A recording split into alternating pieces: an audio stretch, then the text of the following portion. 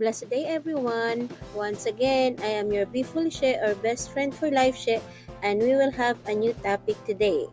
It is about the concept of ratio. So what is our objective? In this lesson, we will learn how to express one value as a fraction of another given the ratio and vice versa. But before we discuss our topic, let's review first the definition of terms. What is a fraction? A fraction is from a Latin word fractus, which means broken. Fraction represents a part of a whole, or more generally, any number of equal parts. The two main parts of fraction are numerator and denominator. So numerator refers to the number on the top of the line. It tells how many equal parts of the whole or collection are taken. While denominator refers to the number below the line, it shows the number of the whole is being divided. It functions as divisor of the numerator. I have here an illustration of a fraction.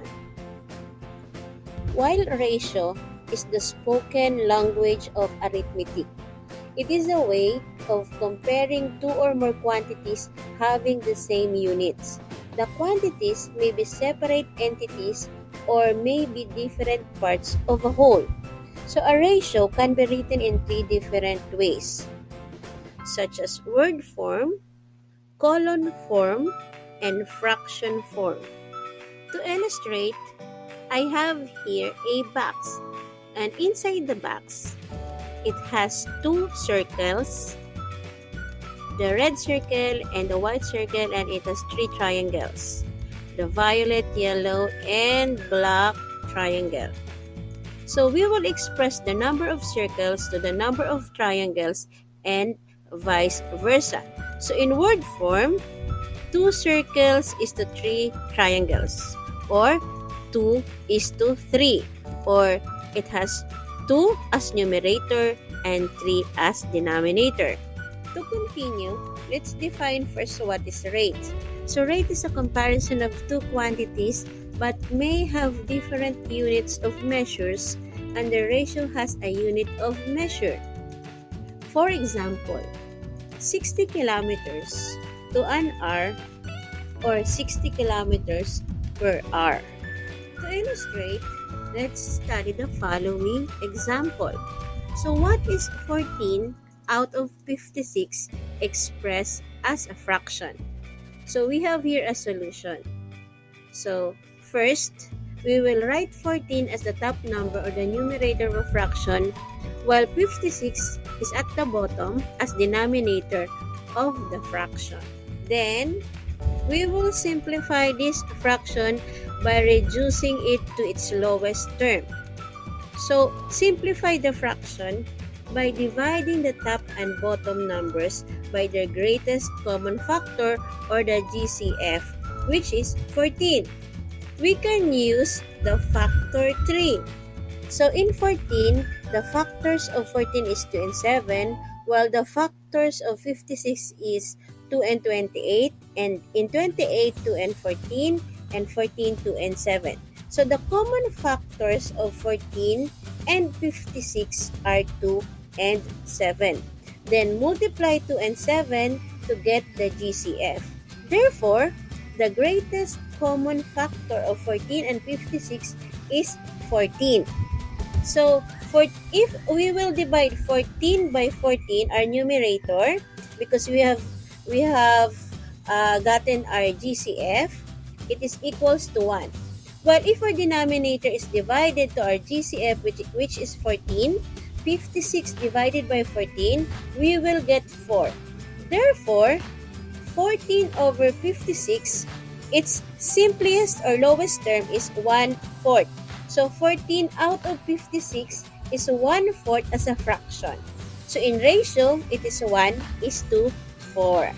So let's try another example. A class of 32 students has 12 girls.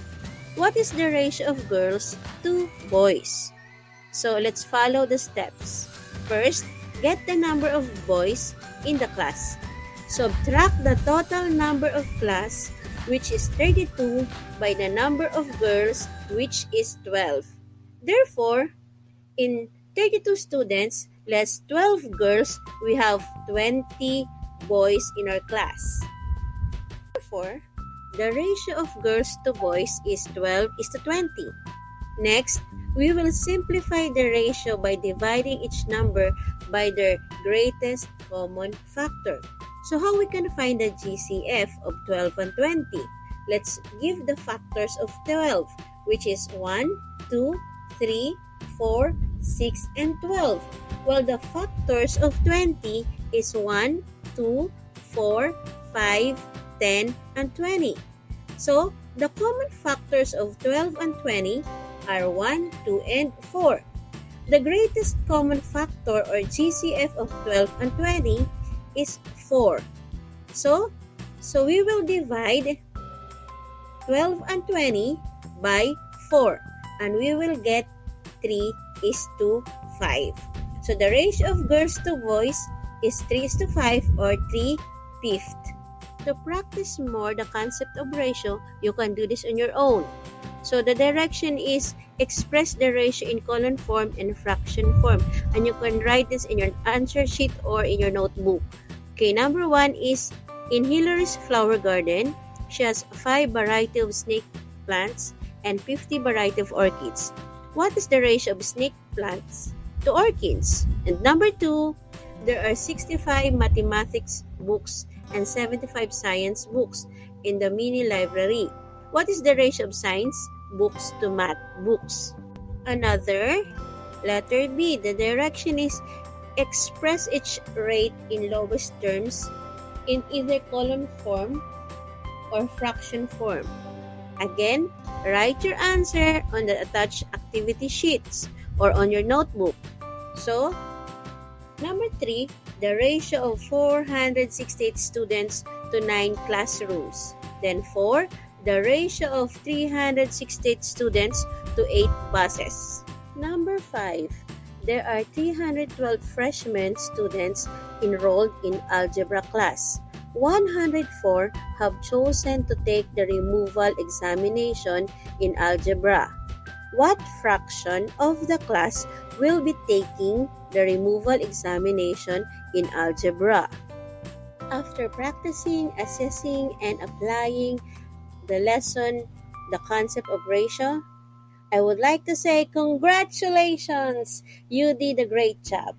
Now, you know the concept of ratio. Happy learning and God bless.